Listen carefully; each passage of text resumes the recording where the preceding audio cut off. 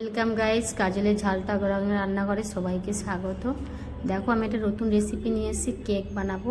প্রথমেই দেখালাম পার্লেজি, 3টে পার্লেজি এখানে আমার লেগেছে। পার্লেজিগুলো আমি গুঁড়ো করে নিয়েছি, আর 50 গ্রাম মতন চিনি গুঁড়ো করে নিয়েছি।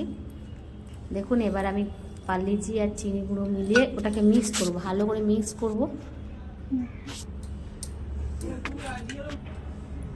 দেখুন, চিনি গুঁড়ো 1 চামচ দিয়ে দিয়েছি, 1-2 চামচ চিনি গুঁড়ো দিলাম। আর এবার এটাকে আমি খুব ভালো করে মিক্সড করব, জল দিয়ে, হালকা হালকা করে জল দিয়ে নেড়ে নেড়ে ভালো করে মিক্স করব। এটাকে প্রথমে নাড়িয়ে নিচ্ছি আমি।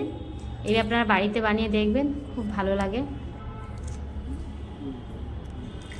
হালকা করে জল দিয়ে আমি এটাকে ভালো করে ফেটে নেব। অনেকক্ষণ ধরে এটাকে আমি ফেটেছি, দেখুন অনেকক্ষণই ফেটেছি। এখনও আমাকে ফাটতে হবে, যত ফাটবে তত এটা ফুলবে, যত ফাটবে ততই ফুলবে।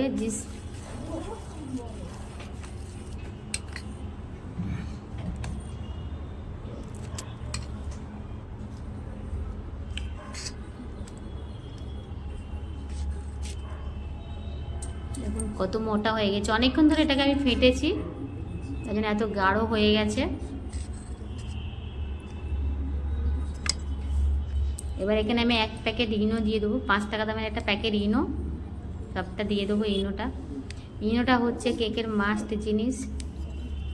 ইনোটা দিয়ে যত ফাটাবে ততই এটা ফুলবে। আর ইনোটা দিয়ে মিনিমাম 15-20 মিনিট আমি এটাকে ফাটবো।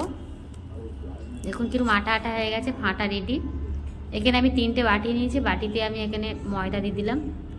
ময়দা দিয়ে মিক্স করে নেবো, যাতে না এটাকে হয়ে যায়। দেখুন ময়দা দিয়ে দিয়েছি। এবার এক এক করে আমি এর মিক্সডগুলো এখানে দিয়ে দেবো কেকের জন্য। পুরো বাটিটা ভর্তি করব না, কিছুটা রাখবো, কিছু বাটি রাখবো, পুরো বাটিটা ফুল মানে করবো না। দেখুন আমি এবারে বাড়িতে দিয়ে দিয়েছি, এবার আস্তে আস্তে করে নেড়ে নেড়ে দেবো। এটা আমার এবার রেডি। এবার আমি এর উপরে একটু গাজর ঘষে রেখেছিলাম, গাজর ঘষা একটু দিয়ে দিচ্ছি, কেননা বাড়িতে আর কিছু নেই, ওই জন্য গাজর ঘষাই দিলাম, দেখতে সুন্দর লাগে। আর কাজু কিশমিশ অল্প অল্প দিয়ে দিলাম। এখানে আমি এটা মানে একটা গামলির মধ্যে জল নিয়ে তারপর একটা থালা বসিয়ে এটাকে আমি বসিয়ে দিয়েছি গ্যাসের উপরে। এবার ঢাকা দিয়ে দিয়েছি থালাটা, যাতে ভাপটা বেরিয়ে না যায়। এটা মিনিমাম 20-25 মিনিট লেগেছে। দেখুন কিরকম ফুলে গেছে। এবার আমি একটা ছুরির সাহায্যে দেখছি আদৌ এটা হয়েছে কিনা। এটা পুরো রেডি হয়ে গেছে।